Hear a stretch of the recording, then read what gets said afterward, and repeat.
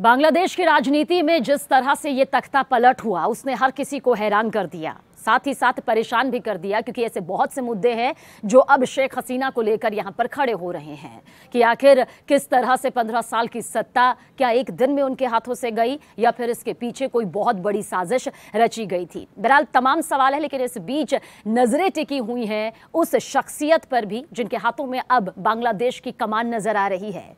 शेख हसीना ने अपना इस्तीफा दिया, बांग्लादेश छोड़ा और अब सारी कमान सेना प्रमुख जनरल वकार उज जमान के हाथ में है। आखिर कौन है वकार उज जमान, जिनका नाम अब पूरी दुनिया यहां पर ढूंढ रही है और जानना चाहती है कि आखिर कौन है ये शख्स जिसके हाथों में क्या बांग्लादेश की पूरी कमान आ चुकी है। आपको डिटेल बताएं उससे पहले अगर आपने अब तक हमें सब्सक्राइब नहीं किया है तो आप हमें सब्सक्राइब करिए, लाइक करिए। क्या कुछ ऐसे मुद्दे हैं जिन पर आप चाहते हैं कि हम आपके सामने तफसील से जानकारी लेकर आए, वो कॉमेंट में हमें जरूर बताइएगा। आइए जानते हैं वकार उज जमान के बारे में कि आखिर कौन है, उनका भारत से रिश्ता कैसा है। ये सबसे अहम सवाल यहां पर खड़ा हो जाता है। बांग्लादेश के सेना प्रमुख जनरल वकार उज जमान अवामी लीग नेता के रिश्तेदार हैं।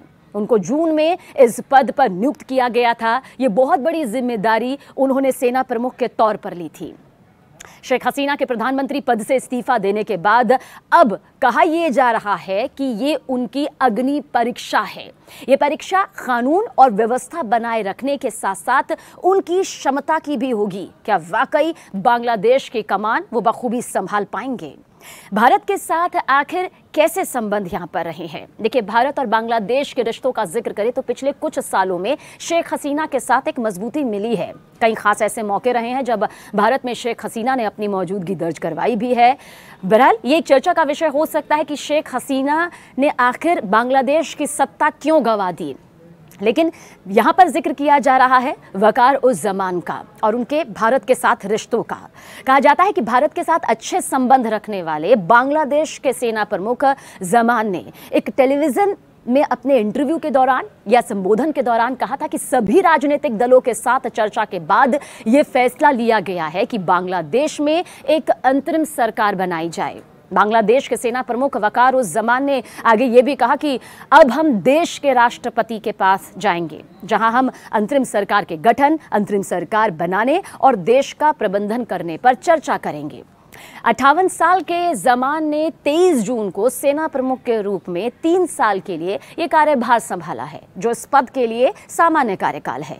पिछले कुछ दिनों में बांग्लादेश में हालात जिस तरह से बद से बदतर हो गए, खराब होने लगे, उसके पीछे ये कहा जा रहा था कि इस्लामवादी और जमात इस्लामी द्वारा मचाए गए जो उत्पात है उसके बीच कानून व्यवस्था को बहाल करने में जमान की बड़ी भूमिका हो सकती है। देखिए, कुछ उनका बैकग्राउंड भी समझ लेते हैं। 1966 ये वो साल रहा जब ढाका में जन्मे जमान की शादी शहनाज कमालिका जमान से हुई, जो जनरल मोहम्मद मुस्तफिजुर रहमान की बेटी हैं। उन्होंने 1997 से 2000 तक सेना प्रमुख के रूप में काम भी किया था। जब शेख हसीना पहली बार सत्ता में थी, रहमान हसीना के चाचा थे। वकार उज जमान को हसीना ने इसलिए चुना क्योंकि वो निष्पक्ष और संतुलित हैं। ये इसके पीछे चुनने की खास तौर पर वजह रही। शेख हसीना हमेशा से बांग्लादेश में सेना की भूमिका को लेकर हमेशा उनके दिल में एक संशय की भूमिका यहां पर रही है, क्योंकि हमने पाकिस्तान का भी इतिहास देखा है और अब तो पाकिस्तान के बराबर बांग्लादेश का भी इतिहास वर्तमान में क्या कुछ कह रहा है उसकी कहानी सभी के सामने है। बहरहाल, क्योंकि उनके पिता और बांग्लादेश के संस्थापक शेख मुजीबुर रहमान की 15 अगस्त 1975 को सैन्य अधिकारियों के जरिए हत्या कर दी गई थी। जमान ने नेशनल यूनिवर्सिटी ऑफ बांग्लादेश से रक्षा अध्ययन में एमए की डिग्री हासिल की और किंग्स कॉलेज लंदन से रक्षा अध्ययन में मास्टर ऑफ आर्ट्स की डिग्री भी उन्होंने हासिल की है। सेना प्रमुख बनने से पहले उन्होंने 6 महीने से कुछ ज़्यादा का ये वक्त रहा होगा जब चीफ ऑफ जनरल स्टाफ के रूप में काम भी किया। ये बड़ी भूमिका भी उन्होंने यहाँ पर निभाई और इस भूमिका में उन्होंने कई बातों के अलावा सैन्य अभियानों और खुफिया जानकारी, संयुक्त राष्ट्र शांति अभियानों और बजट में बांग्लादेश की भूमिका की देखरेख की। लगभग 30 साल के अपने सफर में उन्होंने शेख हसीना के साथ मिलकर यह काम किया है। वकार उज जमान सेना के आधुनिकीकरण से भी जुड़े रहे हैं, यानी कि इतना कहा जा सकता है कि अब भारत के साथ क्या कुछ यहाँ पर संबंध होंगे, इस पर खासतौर से नजरें टिकी हुई हैं, क्योंकि भारत हमेशा अपने पड़ोसी मुल्कों के साथ एक दोस्ताना रिश्ता बनाते हुआ चला है।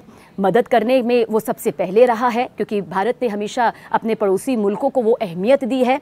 महाशक्तिशाली देशों के सामने भी उसने कभी भी अपने पड़ोसी मुल्कों को दरकिनार नहीं किया है। और यही वजह है कि बांग्लादेश में जो इस वक्त सियासी तूफान आया हुआ है, उसे लेकर भारत की भी राजनीति की नज़र, भारत के विदेश मंत्रालय की नज़र पूरी तरह से बांग्लादेश की सियासत पर टिकी हुई है।